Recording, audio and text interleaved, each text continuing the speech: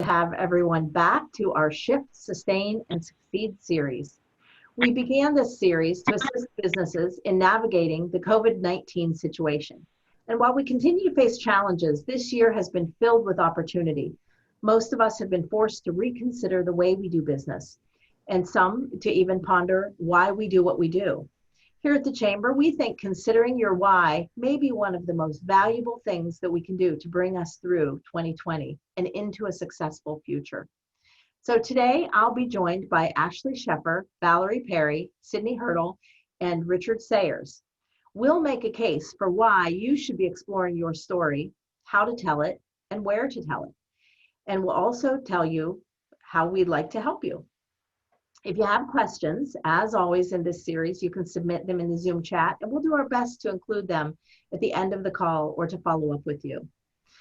So most of you are likely to know Ashley Sheffer. Ashley is the program manager for the Chamber's Be Here initiative, which largely is involved in storytelling. She is also the owner of Core Goods. So Ashley, will you get us started by telling us why stories are so important in connecting businesses and organizations to their customers, their clients, and even to their employees? Absolutely. Good morning, everyone. I don't know if anyone's familiar with Simon Sinek, but we watch a lot of his videos and really like him. And we'll include that as a resource in our page, but he has said in one of his TED Talks, people don't buy what you sell, they buy why you sell it. So having a story really creates a purpose behind what you're doing, and it really makes it more interesting, and it helps people connect to your story. So it creates those loyal customers, it makes them passionate about your business like you're passionate about it, and then it helps them to really spread the word about your business. So it's not really about selling a product, it's more about selling the story behind it and helping your customers solve a problem. So like a couple examples with the Be Here initiative, we have our testimonials. I know that Barbara here is one of our testimonials on our website. And we could tell people it's great to live here and tell them all the things about it, but it's so much different if you tell them the story of someone who does and who has chosen to make their life here.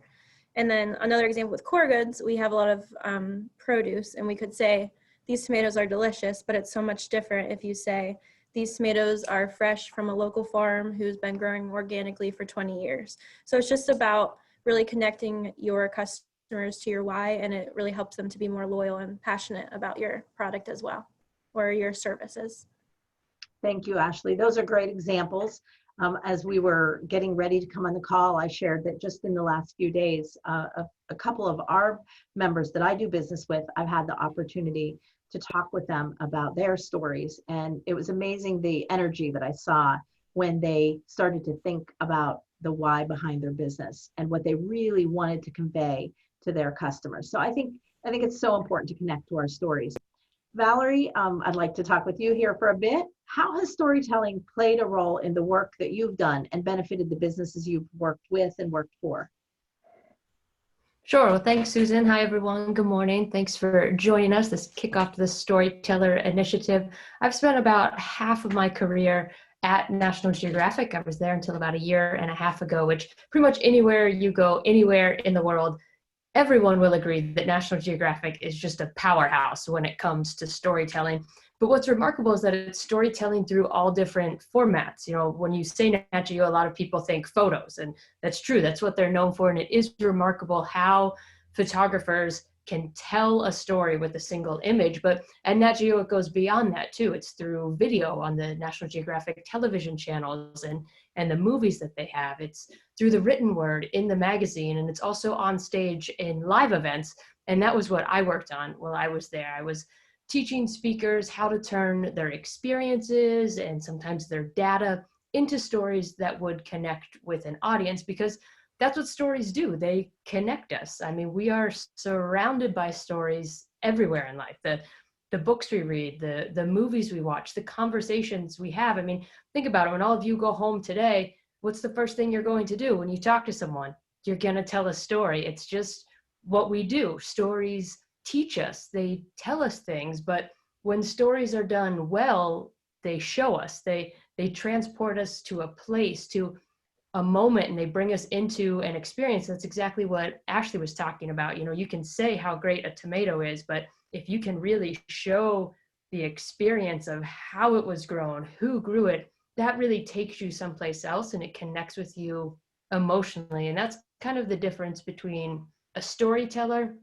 and a good storyteller, because we all know people that are great storytellers. You can probably all recall a story that even to you, someone so engaging when they told it, made it really memorable. And then the reverse is true. We all know people that are not great storytellers, that they lose the plot a little bit. They get off track. There's a lot of extra detail in the stories that they tell, and you leave not really knowing what the point was or why they were even telling you this story and why you should care. And that's really my focus with business and brands now, helping them tell stories, connect with the audience, that show the audience why they should care, just revealing what the story is behind that product, behind the business, behind the people that work there.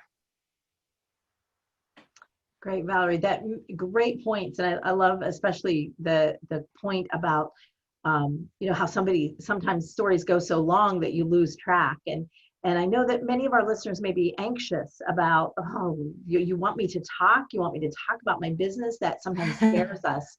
But the fact is, most of us know what we feel, and when we can learn to really concisely convey that, it's one of the reasons we've called in these three storytellers, because we know that they do know how to get to the point of what really makes a difference in how we feel. Well, Valerie, you've worked in a number of media. Can you talk to us a little bit about your kind of media of choice, where your comfort zone is? Yeah, well, my favorite media is and will always be live and in person. I have spent my entire career working in live events to audiences of all different sizes. So that always has my heart. There's just nothing like that in-person connection. But obviously right now that is not super possible. And all the time, even when it is possible, it's not very scalable. No matter how big your auditorium is, even if you're at an outdoor festival, there is still a finite amount of people that you can reach in an event.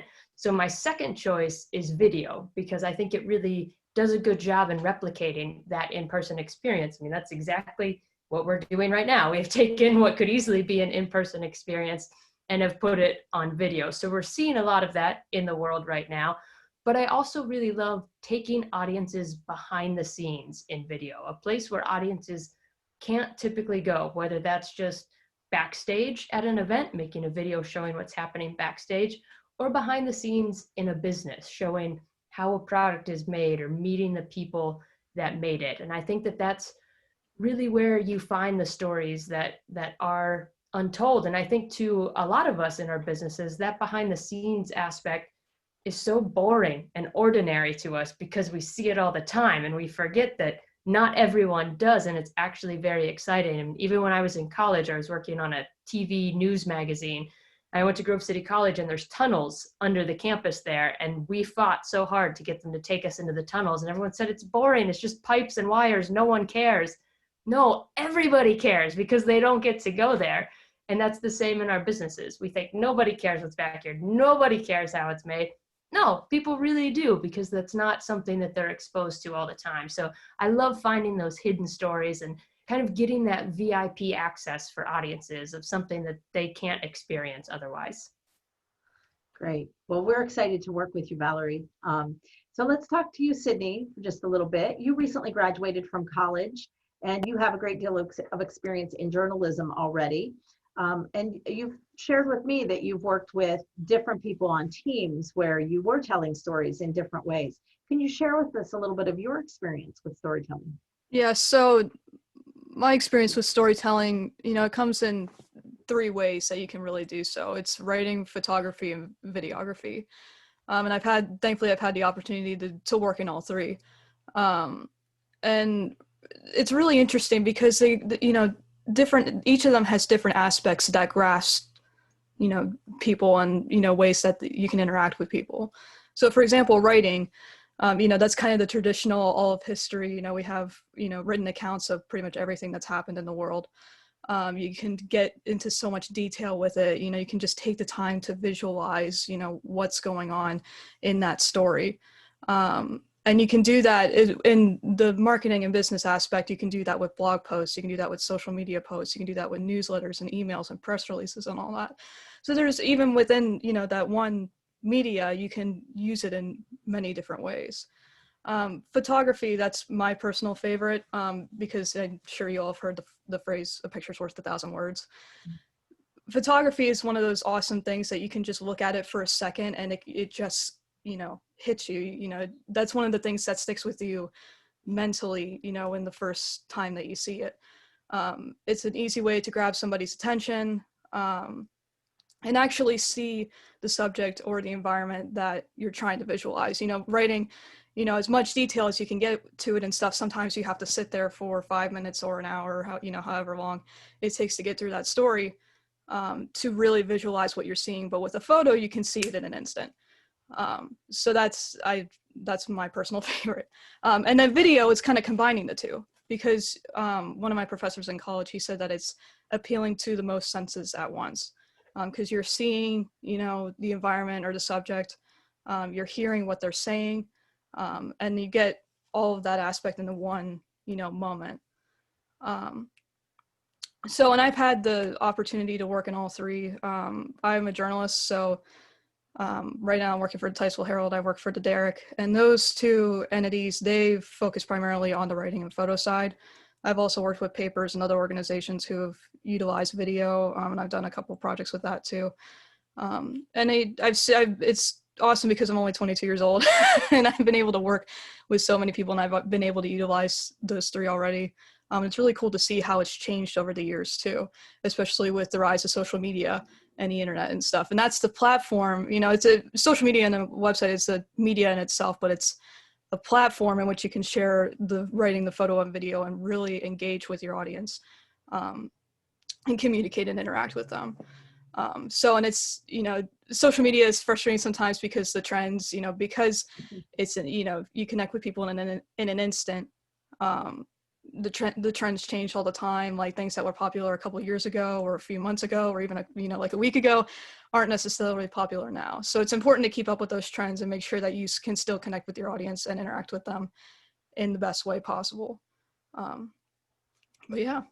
Great. Well, I think that is one of the challenges for our business members, is that, they're just finally getting to doing one thing and it changes quickly. So we know it can be scary, it can be costly. Yeah. And that's where we want to bring in this opportunity again, kind of as we finish out the year and we're all kind of trying to figure out where we go from here, to explore something maybe we haven't done before. So maybe you feel like you've got your social media under control, or you've got someone that's doing all the press releases for your business. What about trying something you haven't done before, or maybe just digging deep on a different story than you've been telling all along? So we think this could be a lot of fun, again, because there's no cost to you to kind of step into this. You may find it's not for you, but if it is, then we can figure out where to go from here. And the Chamber would love to be the platform for telling that story. Rich, we have you on a phone call, so if you can unmute yourself, we'd love to hear from you. You tell your stories in a different way. We'd love to hear about your experience. And I'd really like to know, does everybody have a story worth telling? Yeah, I think so. It's hard to find sometimes, but generally speaking, one of the things that people will say to me, I'll work on a story and I'll work with somebody. I remember there was this one story that I worked on for months, and near the end of working on this story, the person said, well, I don't know if this is interesting or not. And bingo. Now I had my story. After, being with this person for like 2 months, I had this little bit of information that I didn't have before that just summed it all up, or brought you into the story. And those things are important. Nobody is a single focus entity.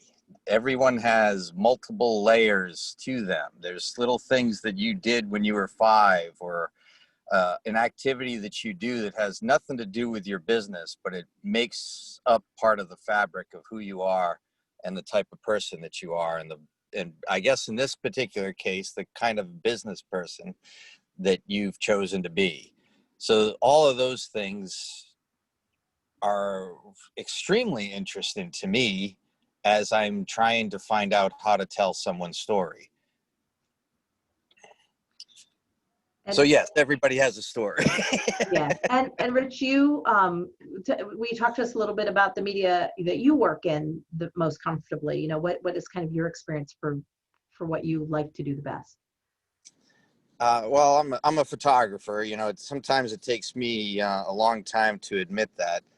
I wasn't interested in photography when I was young, and I like to draw and I like to paint and I like to think of myself as an artist. But when it comes down to it, the things that I'm most comfortable or most proficient at is when I have a camera in front of my face and am exploring the world around me. So yeah, it's photography. I like to write. I think the most important thing when I work with students that I tell them is that everyone thinks of photography as being a talent and thinks of art as being a talent, or that your eyes are so important to creating. And I tell them that it's everything. It's your ears. It's the way that your hair, you know, might go up on the back of your neck when you're talking to somebody. All of those things are hugely important when you're trying to find someone's story, because all those things, we react differently to everything. It's not just about visuals, but in order to understand what we're seeing, sometimes you have to listen a great deal in order to find that thing that you can then look for and see, if that makes sense. So yes, I'm sorry, I went off on a tangent there, but Oh, yeah, that's great. I'm a photographer. I like to look for a moment that captures some sort of a feeling, an emotion. It doesn't always have to be a deep seated, sad emotion. Sometimes it's happiness. Sometimes it's inquisitiveness. There's that little thing, you talk about a little twinkle in the eye or something like that. I can go searching for it and never find it, and I can just turn around and there it is right on my shoulder. So I always have to remember to turn around and look over my shoulder too. That's great, Rich. I'm with you. So that hairs went up on the back of my neck a little bit as you talked about that. And I want to do a quick plug. I think you have some of your artwork showing right now in downtown Oil City. So I think there's still opportunity to see some of your work. Is that right? There is, yeah. It's a show based on the upcoming election. I won't say that in journalism I try to be as unbiased as possible. I won't say that this show is necessarily falling into that category, but it's not a journalism show. For those who might like to see some of your work that is going on right now at Graffiti Gallery. So I want to touch just real quickly on the aspect of, we think about storytelling for our customers and for our community, but I think there's great opportunity to tell stories even to our employees. It's when we're trying to get a team that really wants to get to our why. Ashley, can you briefly share one of the experiences you had in the last, I think, week or so here? In fact, I think you've had a couple where you've really taken your team behind the scenes with a visit to the farm. Yeah.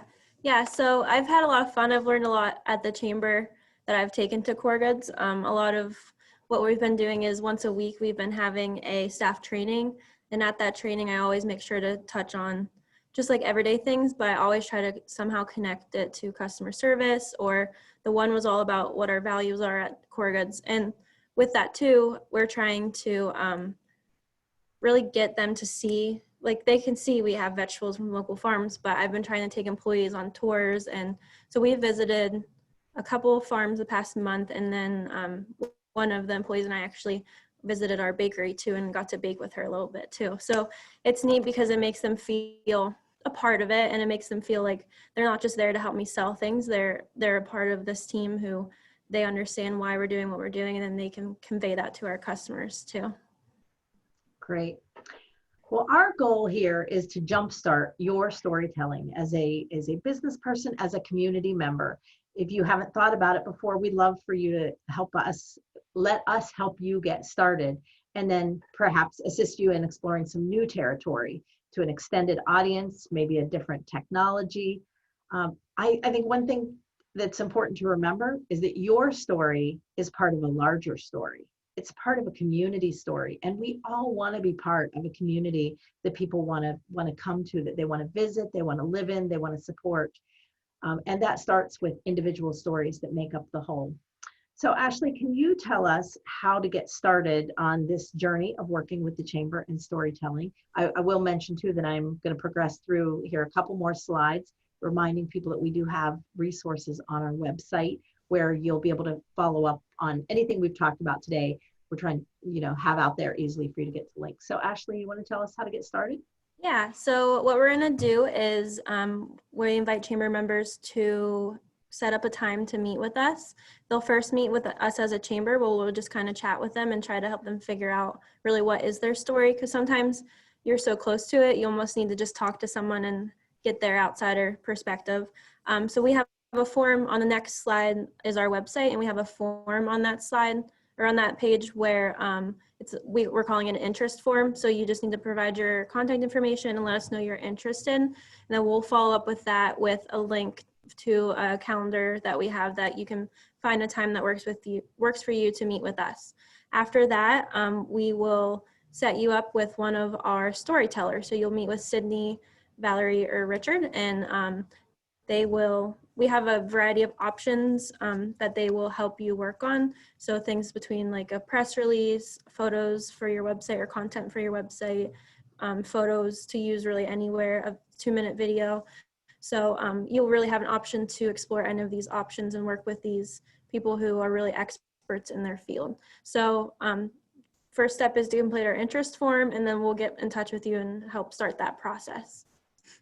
Great. And I think one of the things that often is a barrier for businesses to get started, certainly costs can be if they think, oh, what if I'm going to work with an expert, a consultant, what's it going to cost me? So again, we're going to make these initial meetings completely free for our Chamber members to get started, and hope that we can really give you the opportunity to either go on your own, or we'll help you with the direction from there. But the other barrier is time. So we all spend a lot of time thinking about, oh my gosh, I need to do this, but when am I going to do it? So the initial meeting with Ashley and I, we're just asking you to commit, a half an hour where we can just have a conversation. Ashley reminds me that we need to keep that at a half an hour. I would talk to you all about this all day long, but we will really try to respect that and try to figure out, where we're going to concentrate during that time. And then your meeting with one of our 3 storytellers should equally be about a half an hour, maybe a little less. Val has shared with me that sometimes she meets with people, they know exactly the story they want to tell, and they spend a few minutes shooting a video, and then she makes it look real good for placement on the platform that you're on. We've written lots of newsletter articles that literally took, 10 to 15 minutes, to get started on. So photography, if you know what the images that you really need to get out on your website, on your blog, wherever, it may happen very quickly. The meeting with Ashley and I is to hope that we can move that along in a really good progression. So you're looking at a total investment of, maybe just being willing to spend an hour on your business instead of working in your business, really working on your business. So we're really excited to get going on this. In the following weeks, we're going to dig a little deeper with each of our storytellers. So next Thursday at this same time, we're going to talk with Valerie. We'll get to hear more about, some of her experiences, how she does storytelling. Maybe by then we'll even have met with some of you. The week after that, we'll be with Sydney, and then our 3rd week with Rich. And then we'll spend our last couple sessions really talking about the platforms on which that you tell the story of your business and how to make sure that you've got that all right. We want to make sure we end this year really in the success part of our series. And we know that we can do that if you just join us. So to end out here, I thank you all for joining us. I thank Sydney, Valerie, and Rich for being willing to go on this interesting journey with us. Here at the Chamber, we've been talking about this for a couple of years. So we're glad to have you on our team and ready to go. So you'll see on our last slide there that you can just visit venangochamber.org storytelling. If you still are curious for more, or you know of somebody that needs to hear about this, refer them to the website to watch the recording, or have them call me, stop by, and we can't wait to tell your story. So thank you again for joining us, and hopefully we'll see you next week. Thank you. Bye. Thanks. Bye-bye.